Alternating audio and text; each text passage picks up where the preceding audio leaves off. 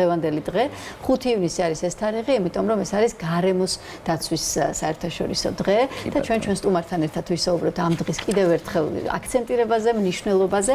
სტუდიაში შემოგვიერთდა დათა კობახიძე, რომელიც გახლავთ დაცული ტერიტორიების სააგენტოს ბიომრავალფეროვნების მონიტორინგის სამსახურის უფროსი. მოგესალმებით, დიდი მადლობა სტუმრობისთვის და გარემოს დაცვა დაცული ტერიტორიების გარეშე არის წარმოუდგენელი. ცხადია. მით უმეტეს რომ ბიომრავალფეროვნება უნდა გამრავლდეს და აი ამის საუკეთესო მაგალითს ალბათ დაცული ტერიტორიები გვაძლევს თუ როგორ შეიძლება თან დაისვენო, თან მოუფრთხილდე და თან იზრუნო გარემოზე, იმიტომ რომ გარემოს გარეშე ადამიანის ფასიც აღარაფერია. მოგესალმებით კიდევ ერთხელ, მადლობა სტუმრობისთვის და ამ წლებთან ერთად აი რა თქვენ ამ სამსახურში ხართ და დაცული ტერიტორიების სააგენტოს აქტიურად მუშაობს. როგორ ფიქრობთ, შეიცვალა მენტალობა და საერთო დამოკიდებულება გარემოს მიმართ? თუნდაც დაცულმა ტერიტორიებმა მაგალითი თუ აჩვენა? დიახ, მოგესალმებით კიდევ ერთხელ, გილოცავთ დღევანდელ დღეს, ყველა გარემოს დამცველს მიულოცავთ დღევანდელ დღეს, ვისარგებლებ ეთერით. რა თქმა უნდა, დაცული ტერიტორიების სააგენტო ამ კუთხითაც სისტემატურად მუშაობს, გარდა ამ ბიომრავალფეროვნების კონსერვაციისა, მუდმივად მუშაობს საზოგადოების გარემოს დაცვითი ცნობიერების ამაღლების კუთხით.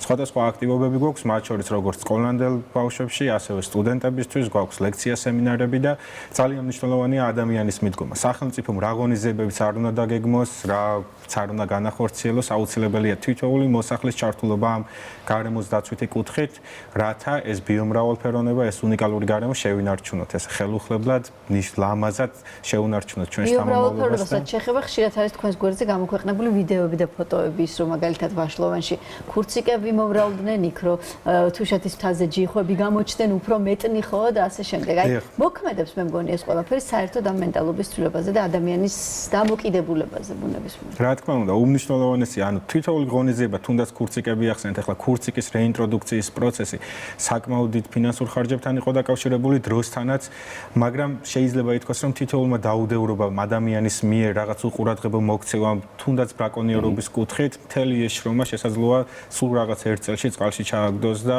რა თქმა უნდა, გააფუჭოს მთელი საქმე. ნუ ამისთვის დაცული ტერიტორიების სააგენტო გარემოს დაცვისა და სოფლის მეურნეობის სამინისტროსთან ერთად, რა თქმა უნდა, მუდმივად რეჟიმში მუშაობს, როგორც გარემოს დაცვითი ცნობიერების ამაღლების კუთხით, ასევე რა თქმა უნდა საჭიროა სხვადასხვა ფიზიკური დაცვა ტერიტორიის, დაცვა პატრულირება მიმდინარეობს, რეინჯერები მუდმივ რეჟიმში აწარმოებენ მონიტორინგს როგორც კანონახსრულების კუთხით, ასევე ბიომრავალფეროვნებას აკვირდებიან, რომ რაიმე სახის საჭიროება ხო არ არის დამატებით, რაიმე სახის კვლევები ხო არ საჭიროებს და ასე ვთქვა, დაცული ტერიტორიების სააგენტო მუდმივ რეჟიმში არის ჩართული, მხოლოდ ამ ჩვენს დაცულ ტერიტორიებზე და უმნიშვნელოვანესია ეს აი პატარა ასაკიდანვე რომ უნდა ვასწავლოთ ბავშვებს რომ დაისვან გარემო ეს გასაგები და ძალიან კარგი საქმეა რა თქმა უნდა და ძალიან მნიშვნელოვანი.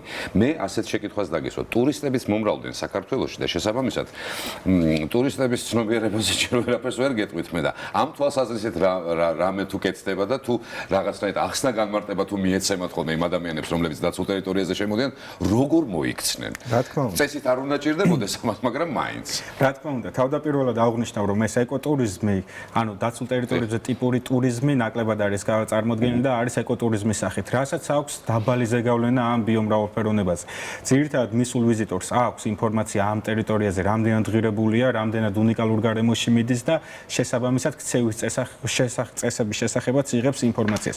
აქვე მინდა აღვნიშნო, რომ მაგალითად ჩვენ მქონდა შემთხვევა ქურციკების შემთხვევაში ვაშლომანში სწორედ მიმდინარე პერიოდში არის ქურციკისთვის ძალიან ესეთი ცნობიარე მოწყვლადი პერიოდი, იმიტომ რომ პატარა ნაშიერები ყავთ და ჩვენ გამომდინარე იქიდან რომ ვიზიტორებს შესაძლოა გაუცნობიერებლად შეეწუხებინათ ეს ქურციკები და მათი ნაშიერები რაღაც გარკვეული პერიოდით შეუზღუდეთ ვიზიტორთა გადაადგილება იმ მარშრუტზე.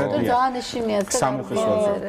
დიახ, დედა ქურციკი ერიდებოდა ამ პატარა ლიკლიკი ქვია ქურციკის შვილს, ეს ლიკლიკი მიყვარს ეს საქმე. დიახ, ერიდებოდა და რაღაც გარკვეული შეწუხებასთან იყო, ზეგავლენასთან იყო, მე რაღაც გარკვეული რისკები იზრდებოდა თუნდაც იმ კუთხით რომ შესაძლოა პატარა მარტივად მოეპოვებინა მტაცებელს და ასე შემდეგ და ეს პერიოდი წესები დგინდება არსებული სიტუაციის გათვალისწინებით. გამაფრთხილებელი ნიშნებიც არის რომ ახლოს არ უნდა მივიდნენ გარკვეულ სახეობებთან, ასევე დაცულ ტერიტორიებზე ეს ეკოტურისტული ინფრასტრუქტურა, მათ შორის ბილიკები ციგეგმება იმ პრინციპით, რომ რაღაც გარკვეული იდენტიფიცირებული მარშრუტებია, სადაც უნდა გადაადგილდეს ვიზიტორი და ისე არ არის რომ ვიზიტორი თავის გემოზე შევიდეს. ჩვენ ასევე გვაქვს გარკვეული მკაცრი დაცვის ზონები, სადაც ვიზიტორთა გადაადგილება სრულად იგრძელება და იმ მონაკვეთზე ორიენტირებულია მხოლოდ ბიომრავალფეროვნების კონსერვაცია და შესაძლოა უწყინარმა ვიზიტმაც კი გამოიწვიოს გარკვეული შეწუხება ამა თუ იმ სახეობაში.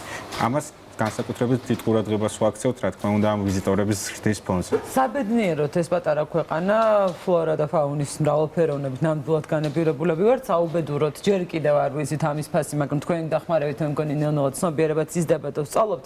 არ შემიძლია არ შევეხოთ ლაგოდეხის დაცულ ტერიტორიას, ხო? აი ბიომრავალფეროვნებაზე ვისაუბროთ, აი ამ კუთხით უშუალოდ ლაგოდეხის დაცულ ტერიტორიაზე. დიახ, ზოგადად საქართველოზე ვიტყვი ორი სიტყვით, რომ ერთ-ერთი ცხელი წერტილია ამ ბიომრავალფეროვნების თვალსაზრისით და მათ შორის ლაგოდეხის სახელმწიფო ნაკრძალიც, რომელსაც 100 წელზე მეტი ისტორია აქვს როგორც დაცულ ტერიტორიად ფუნქციონირების, უნიკალური ადგილია. ძალიან შეიძლება ითქვას, რომ ის ყველა კონსერვაციული სტატუსი აქვს ამ ტერიტორიას, რაც შეიძლება იყოს ის ასევე არის როგორც ზურმუხტის ქსელის ტერიტორია, ასევე არის საკვანძო ტერიტორია ბიომრავალფეროვნების კუთხით, ფრინველთა კუთხით და ასე შემდეგ. ყველაფერს თავი დავანებოთ, ცალკე სოკოს მარშრუტზე მაქვს გაკეთებული რეპორტაჟი, იმდენი სახეობის სოკო მაქვს გადაღებული იმ თავისი ტრუფელით, რომელიც ლაგოდეხში აღმოაჩინეს, რომ მართლა საოცარი სივრცეა, რაც გინდა ყველაფერს იპოვი. კი, დალოცვილი ქვეყანა გვაქვს ჩვენ და დალოცვილი ადგილები. ისიც ვიცი კი მე რომ რაღაცა გადმოცემით ვიცი რომ საკმაოდ ანუ ცხოველების გამრავლდენით და ამ თვალსაზრისითაც ძალიან კარგი ამბები გვაქვს და კი და ეს ძალიან გვახარებს ხო ასე მართლაც კი. დიახ, ლაგოდეხში ყავს ესე ვთქვათ გარკვეული ბირთვული ჯგუფები ამ საკვანძო ძუძუმწოვრების, მათ შორის კეთილშობილი ირმის, კავკასიური ჯიხვის და ასე შემდეგ. ნუ აქვე გარდა ამ ჩლიქოსნებისა უნდა აღინიშნოს თუნდაც ფოცხვერი, მურადათვი, მტაცებელი სხვადასხვა ესე ვთქვათ ძუძუმწოვრები, ასევე უნიკალურია ფრინველთა კუთხითაც არის როგორც მტაცებელი ლეშიჭამია ფრინველები, მობუდარი, გადამფრენი, ენდემური და ასე შემდეგ. ანუ უნიკალური ტერიტორია ლაგოდეხი, გარდა ამ ბიომრავალფეროვნებისა უნიკალურია თავისი ეკოტურისტული პოტენციალითაც ნებისმიერ მისულ ვიზიტორს თუ ყურადღებით იქნება ბუნებაში და კარგად დააკვირდება, აუცილებლად ექნება შესაძლებლობა რომ დაინახოს ეს უნიკალური სახეობები, რომლებსაც ლაგოდეხის სახელმწიფო ნაკრძალის გარდა იშვიათად თუ შეხვდებით სხვა დაცულ ტერიტორიებზე, სულ რამდენიმე დაცულ ტერიტორიაზე გავრცელებული,